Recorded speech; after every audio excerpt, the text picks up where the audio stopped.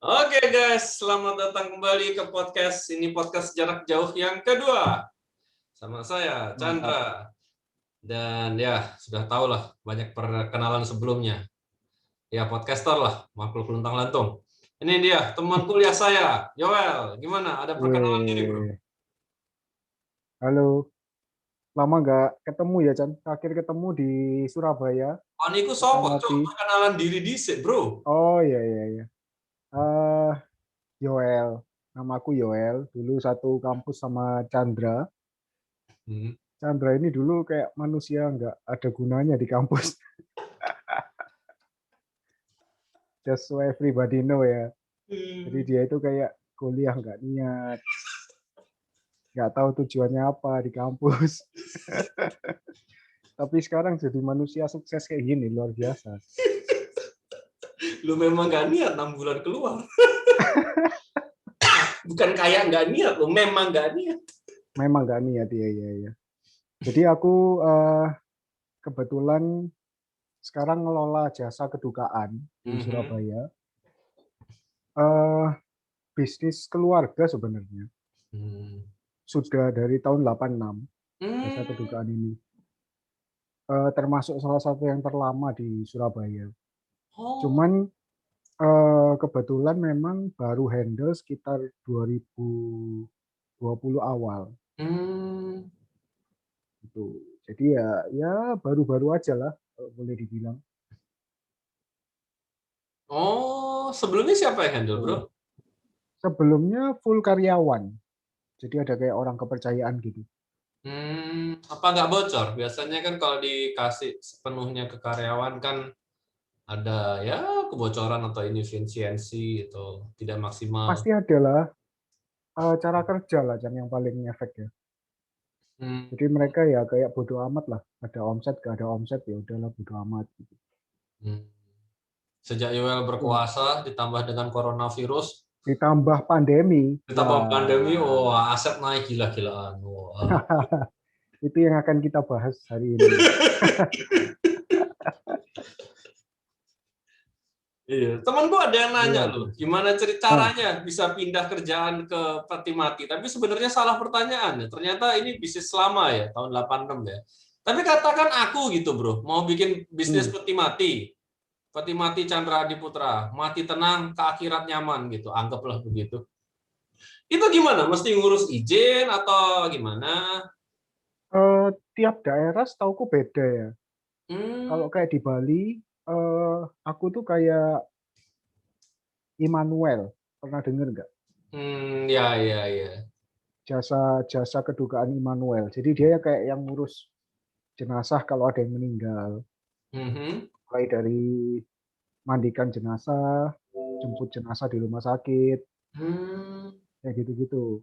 Atau yang lebih gede mungkin Kertasemadi ya, Oh kalau iya di iya Bali. iya, iya Nah, benar-benar. cuman Kertasemadi itu kan tempat kan. Betul betul. Mereka itu kan kayak tempat Aku rumah sering duka melayat ke gitu. sana berapa kali. Nah, kalau di Surabaya itu yayasannya itu namanya Adijasa. Loh, tunggu sebentar, kok yayasan bukan PT? Beda. Kalau di Surabaya itu yayasan Adijasa itu nggak jualan peti kan. Jadi Hmm, mereka cuma sediakan tempat gitu. hmm, Nah, yang jualan peti itu kita-kita. Nah, kita-kita ini swasta. hmm, Ada yang PT, ada yang enggak. hmm, Nah, tapi balik lagi ke pertanyaanmu, kalau misalnya mau mulai bisnis peti mati, gimana caranya? mhm. Sebenarnya ini gini, eh, kalau cuman produksi gampang, Oh gitu. itu kan ya kayak produksi mebel. Iya iya, apa bedanya kan? Bikin lemari bisa, Nah, masa bikin peti nggak bisa?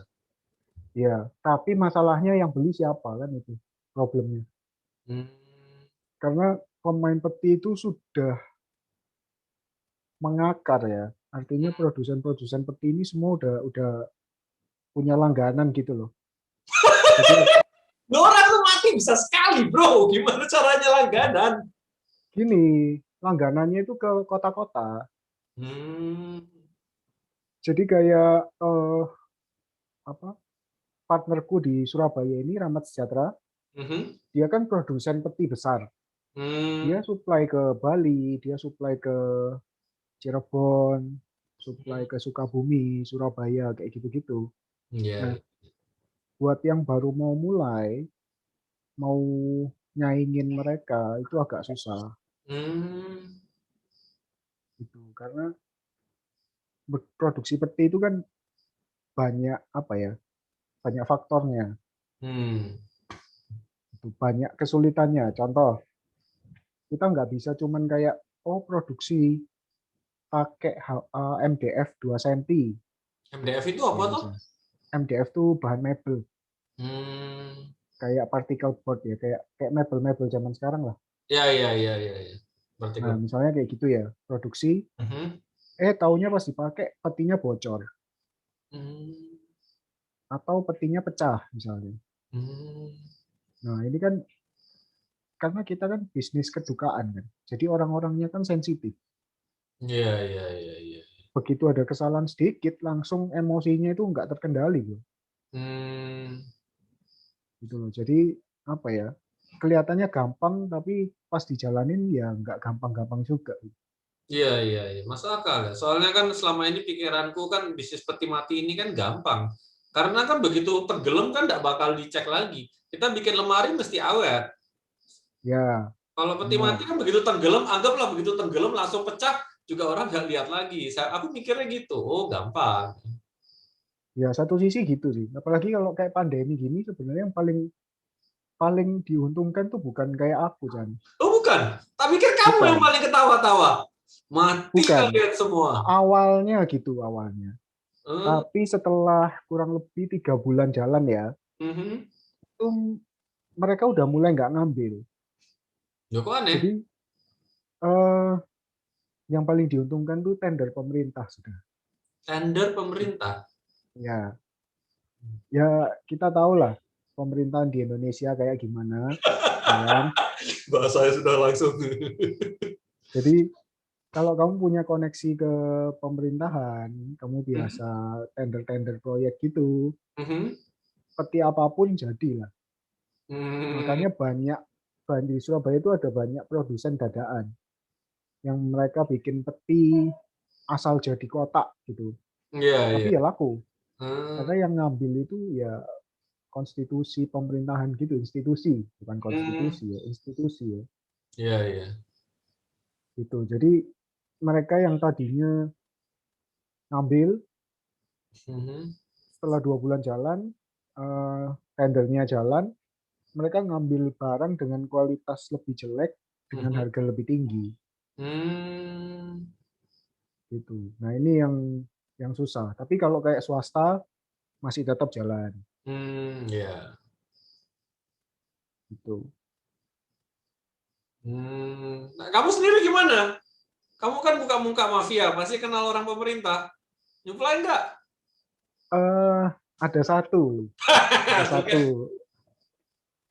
satu lembaga, tapi itu langganan lama ya, sudah dari Hmm. dulu. Hmm. Jadi Iya, udah iya. mungkin kayak 20 tahunan gitu mereka langganan Iya, iya.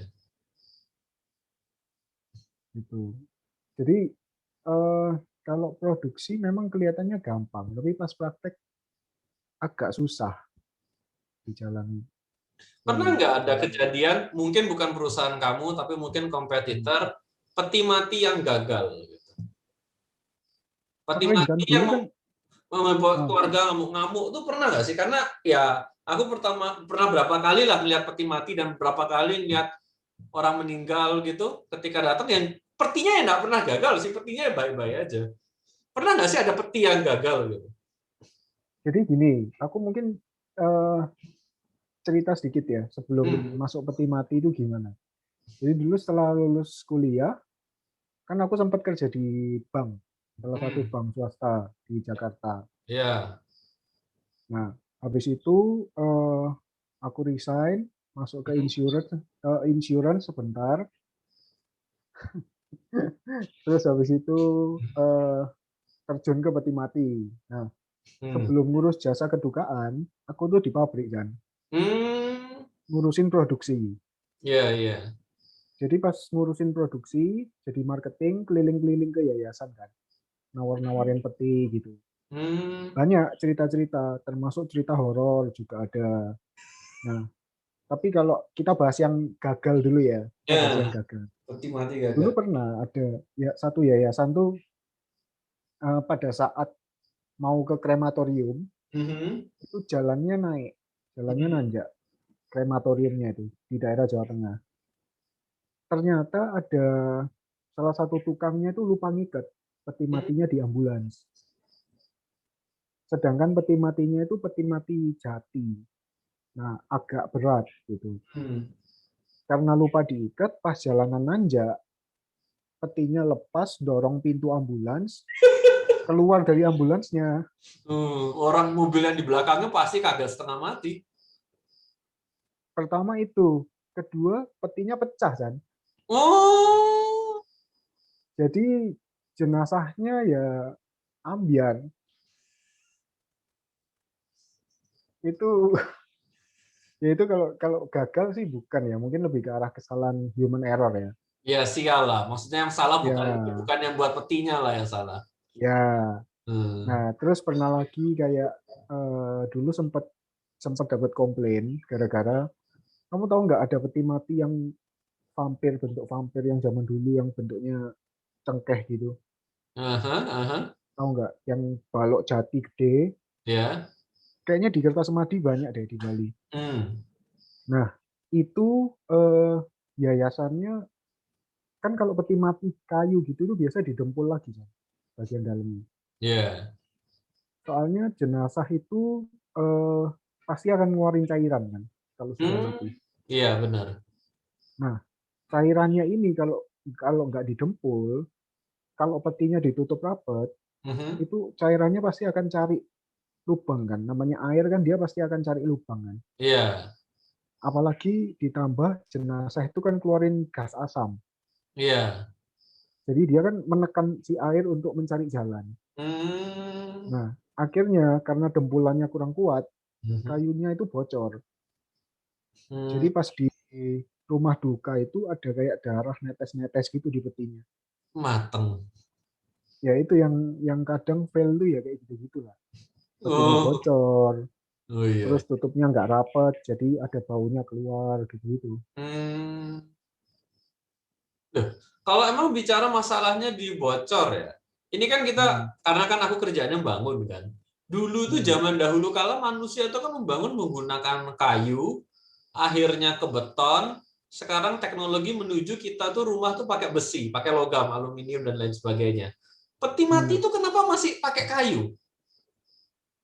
Itu kayak kepercayaan sebenarnya ya. Hmm, Jadi kalau zaman dulu itu nggak ada MDF, semuanya kayu jati. iya iya Terus karena jati mulai langka, akhirnya mahoni dipakai. iya Karena orang cari lebih murah, akhirnya kayu sengon dipakai, kayu duren dipakai. iya. Itu gitu kan. Nah, tapi kelemahan kayu itu kan bisa mulet. Hmm, Artinya kita produksi sekarang, mungkin 3 bulan, 4 bulan lagi susah ditutup gitu. Nggak presisi kan. iya benar benar Karena kan bisa membesar bisa bisa kecil. memuai gitu. Iya. Nah, akhirnya pas teknologi apa mebel pakai MDF Mhm. sama particle board, akhirnya dicoba. Hmm. Kebetulan partnerku itu salah satu produsen yang mengawali pakai bahan MDF itu waktu itu. Revolusioner ternyata ya. Ya, karena dia kebetulan nyontek luar negeri. Oh, Luar negeri duluan, Amerika. Nah, karena ya. dilihat loh, Amerika bisa jalan. Akhirnya dicoba di Indonesia. Tapi awal-awal nggak ada yang mau pesen kan. Hmm, Jadi ya dia kayak produksi tapi ya nggak ada yang pakai gitu. hmm, Gitu. Jadi ya ya sekarang sih mayoritas MDF ya. Kayu sudah ya, mulai jarang. iya, iya. Susah nyari kayu. Tapi kenapa Mm-mm. dari mentok di MDF, kenapa nggak pakai, mungkin pakai plastik atau apa? Karena kalau kita bicara ini kan sebenarnya dalam tanda kutip kan kayak lemari kan. Mm-mm. Lemarinya di dalamnya kosong, tidak ada sekat-sekatnya. Kan lemari sekarang kan terbuat dari segala macam barang. Kenapa nggak ada yang bikin peti mati itu pakai bahan yang tidak kayu gitu? Mungkin dari logam atau dari plastik. Mungkin juga harga ya. Aku sih nggak terlalu aware. untuk bahan baku lebih murah mana. Tapi Hmm, yang pasti kalau kalau apa namanya MDF itu kan praktis. ya, MDF super praktis. Ya praktis, bisa ditempel-tempel di paku-paku. Tapi kita juga ada yang kayak peti yang ada akriliknya juga ada buat aksesoris gitu. Hmm, Peti ditutupnya itu ada akrilik gitu, jadi bisa dibuka. Jenazahnya bisa dilihat. Gitu. ya, ya. Gosipnya ini kan ada kepercayaan kalau peti mati itu nggak boleh dinego. Itu benar nggak sih? Itu salah total. Nah itu banyak yang tanya tuh. Loh, itu mitos toh. Kenyataannya aku sering ditawar, sering-sering.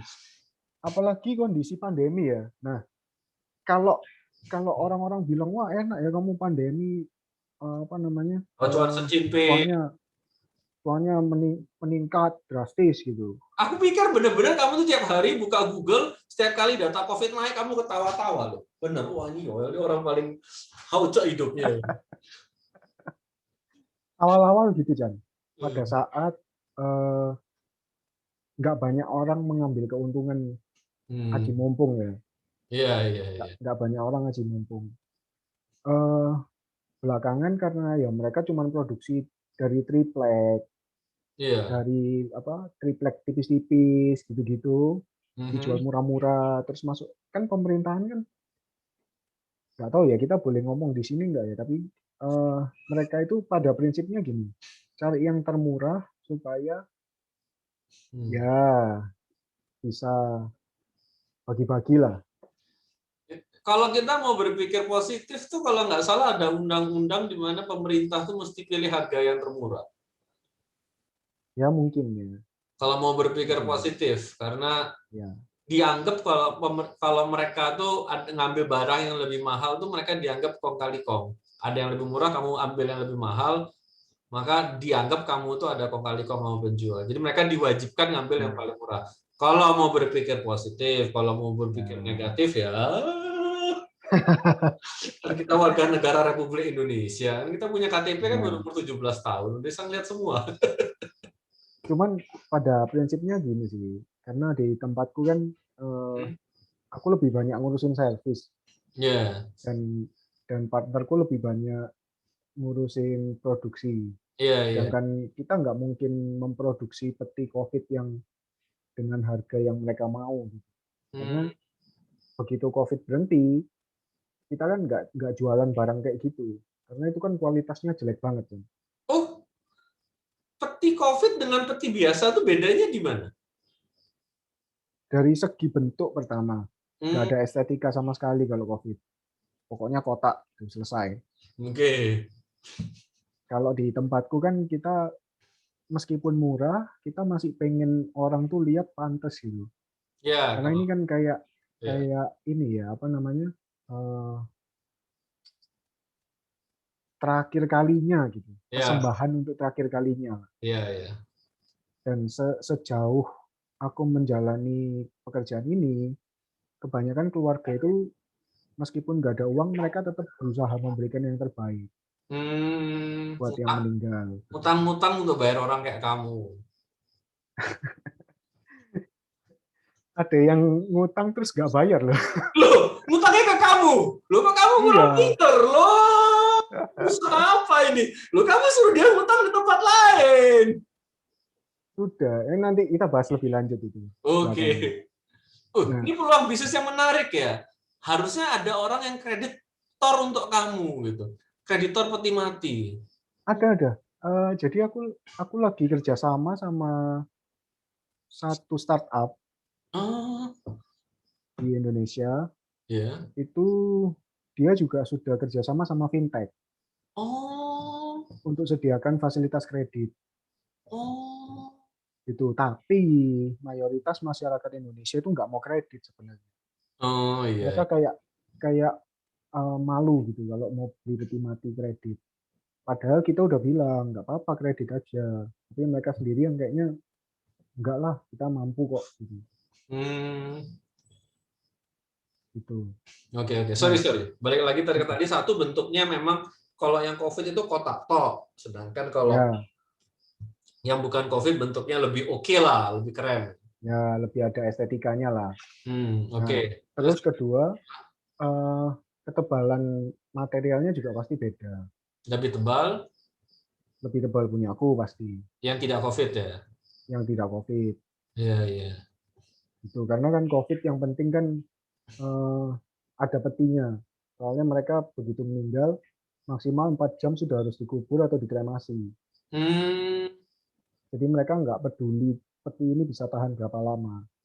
ya, ya. Sedangkan kalau untuk peti yang untuk yang pada umumnya itu kan mayatnya dipertontonkan bisa 3 hari kan. Ya, betul. Hmm. Nah, jadi ya bedanya di situ. Tapi Hmm. memang dari segi harga pasti peti COVID lebih murah. Hmm. Tuh. Itu Tapi sih kalau yang paling signifikan sih itu ya.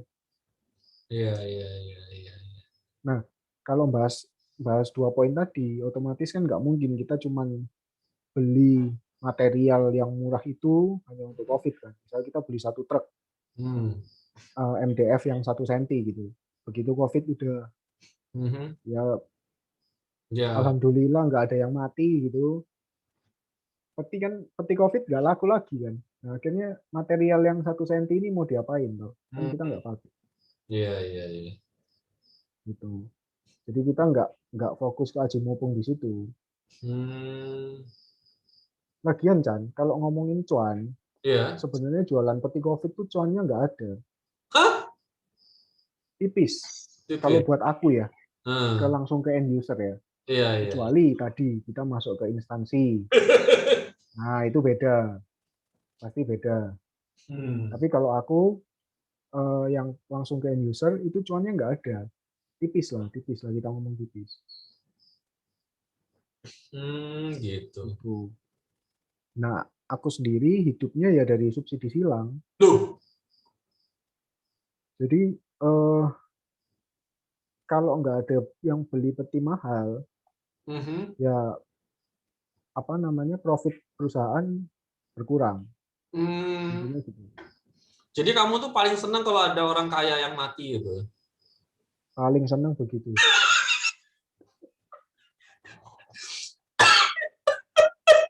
Wah ini Anda pintar sekali ya mengarahkan pembicaraan ke arah sana.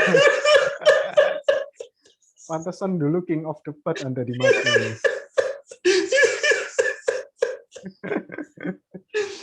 Tapi kalau emang gitu, kenapa masih tetap bikin yang murah? Apa karena baik hati atau karena apa gitu? Apa motivasinya? Karena kalau nggak untung aku biasanya nggak kerja. Kalau aku jadi Nah, pengusaha. ah, dulu aku awal pegang Rahmat Sejahtera aku mikir gitu, Jan. Karena kita mungkin Hmm, anak muda ya. Maksudnya iya, mau kaya nggak untung cepat. ngapain gitu. Iya, iya, iya.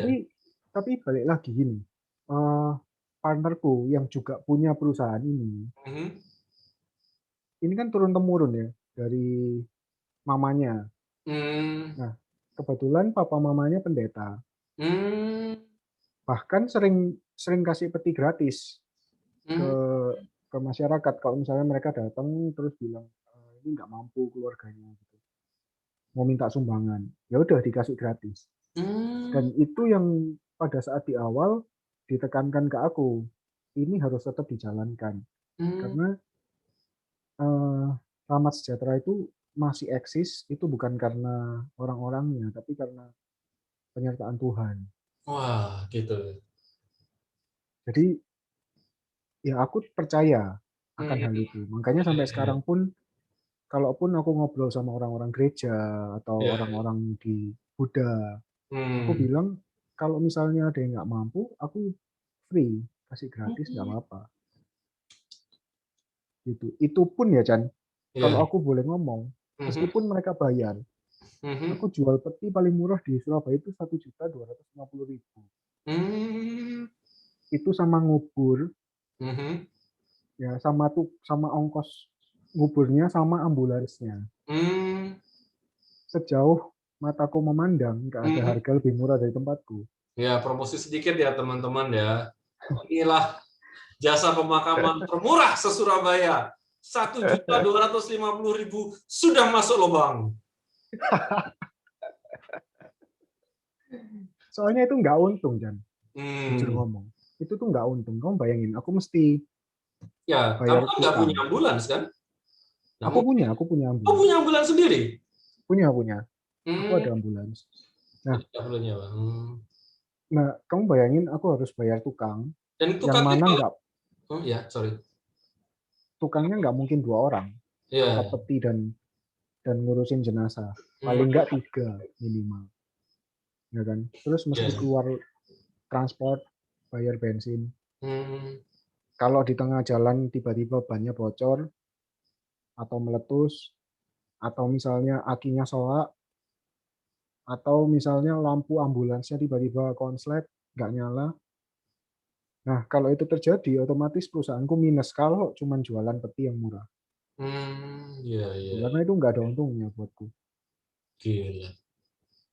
Gitu. Jadi Jadi itu lebih ke arah kayak bantu aja. Itu kayak bantuan. persembahan ke orang-orang gitu. Yang khusus yang itu ya. Ya, ya, ya. Wah, ini podcast ini sangat membantu loh, karena itu sebelumnya itu ada pola pikir di masyarakat kalau orang jualan peti mati di zaman COVID itu orang-orang di rumah melihat Google mati lagi. Kemudian itu tadi ada pola pikir kalau peti mati itu tidak boleh dinego, jadi bisa kasih harga suka-suka gitu. Jadi ada apa ya? Ada pola pikir kalau apa aku sendiri aja yang super suzon gitu, yang kayak wah ini orang paling enak sejagat raya. Tapi ternyata kenyataannya tidak begitu ya. Itu karena pertimbangan Eh, moral dan lain sebagainya. Dunia itu tidak seindah itu ya. benar itu. Terus kedua juga pemainnya di Surabaya juga banyak.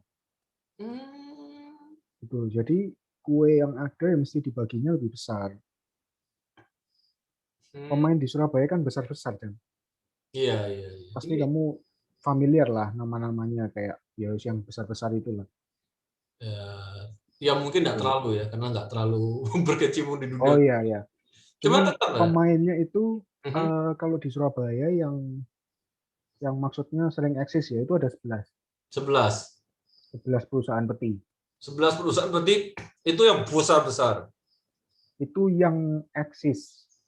Kamu termasuk Maksudnya eksis 11 tuh itu atau kamu aku termasuk yang termasuk 11. wah, wah ini top juga ya. Bukan bukan besar ya, tapi eksis. Eksis tuh maksudnya orang tahu gitu. Hmm. Meskipun nggak sebesar beberapa. Kalau yang besar itu ya ada top 5 lah, top 5 di Aha. Surabaya. Tapi kalau 11 ini yang rutin masuk ke Adijasa. Iya, Pasti iya. sebulan ya ada satu, ada dua gitu. Hmm. Adijasa. Iya loh. Adijasa itu kayak rumah duka gitu lah, Chan. Iya, iya, iya. Asmadi gitu. Tasmadi. Nah, aku ada pola pikir di zaman COVID dan mengingat Jawa Timur dalam setahun ini ya, kita nggak lihat kemarin atau minggu lalu, tapi dalam setahun ini kan sempat hitam, merah, hitam lagi, dan lain sebagainya. Itu aku sempat mikir sebulan tuh kamu main tuh sampai ratusan atau puluhan. Tapi ternyata kuantitasnya nggak sebanyak yang aku pikir ya. Eh sempat beberapa bulan ratusan sih. Oh, awal-awal itu yang tadi cerita itu. Awal-awal, terus beberapa kali aku juga masukin ke luar kota, Hmm, peti-peti yang murah. Nah, itu yang apa eh, lumayan bisa bantu lah gitu. hmm. Tapi yang memang yang paling signifikan tuh awal-awal sih. Iya, iya, kembali lagi ya. Ya, oke Hmm. bro. Jadi sekarang ini sudah katakan COVID sudah mulai ada vaksin dan segala macam. Tuh gimana kamu menyikapinya? Apa happy? Apa sedih? Apa pingin ada COVID kedua kalau bisa? Sebenarnya pinginnya kayak nyebar agen COVID ya. Supaya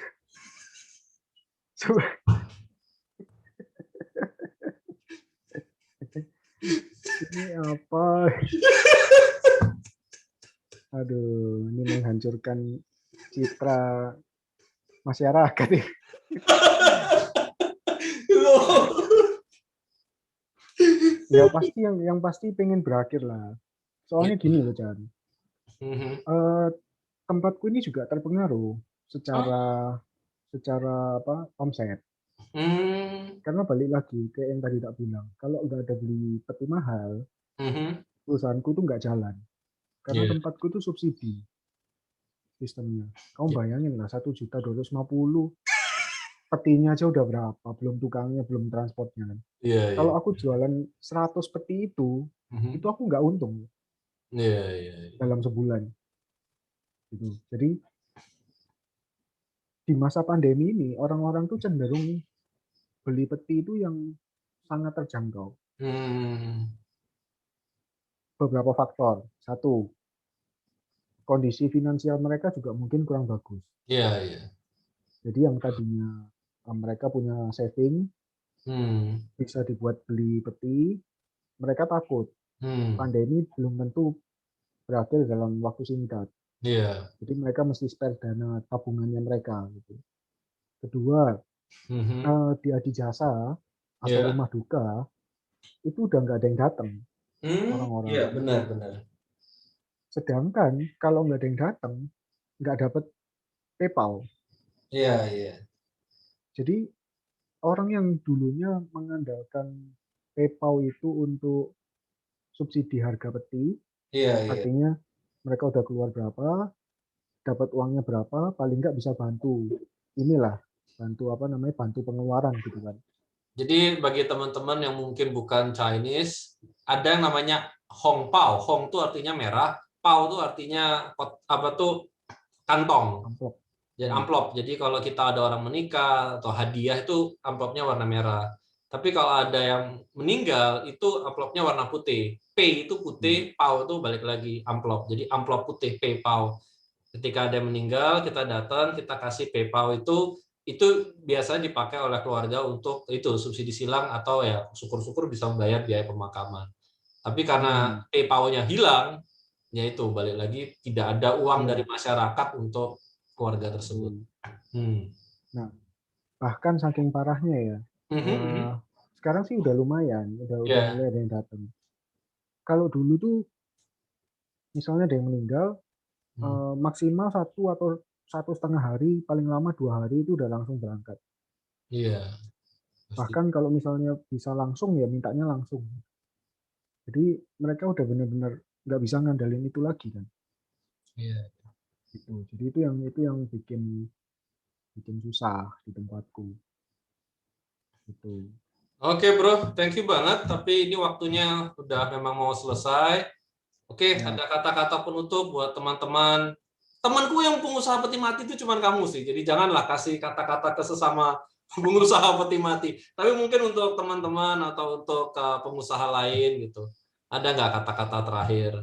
eh ya yang pasti semoga pandemi segera berakhir. Mhm. Semoga kita sehat-sehat semua. Ya. Nggak ada ya sebisa mungkin nggak telepon aku lah. Karena Ini kita susah pengusaha bro. keren ini. Pingin menolak omset. Sebetulnya mungkin jangan telepon saya. Tapi kalau memang sudah, ini nomornya. Nanti di komen bawah kan ada kan. Dicantumkan nggak? Silakan. Ya yang pastilah kan siapa yang Ya, mau kan siapa yang mengalami mau? kedukaan kan. Iya Ya, sih. tapi kalau kalau once kita mengalami kedukaan, Mhm. yang penting nggak usah panik karena ya di sekitar kita kan banyak orang yang pasti siap bantu. Iya, iya. Dan misalnya ada teman-teman di Surabaya yang kebetulan kenal orang yang kurang beruntung secara ekonomi, terus Mhm. kesulitan, ada kedukaan, nggak apa-apa kontak ke tempatku, nanti aku bantu nggak masalah. Wih, luar biasa sekali. Terima kasih banyak sekali lagi, Mr. Ya, Yoel. Ya, thank saya juga you. belajar banyak. Jadi dalam bisnis itu kadang-kadang apa yang di logika dan di penglihatan kayaknya cuan, dalam prakteknya juga belum tentu. Dan satu industri yang kadang-kadang kita ngelihat itu isinya orang-orang yang apa tuh, sorry kata, mungkin untuk pikirannya cuan melulu, tapi ternyata di dalamnya itu penuh dengan amal, penuh dengan kegiatan masyarakat. Jadi ini Oh aku iya, sendiri belajar sangat banyak. Thank you banget ya. thank you. Thank you.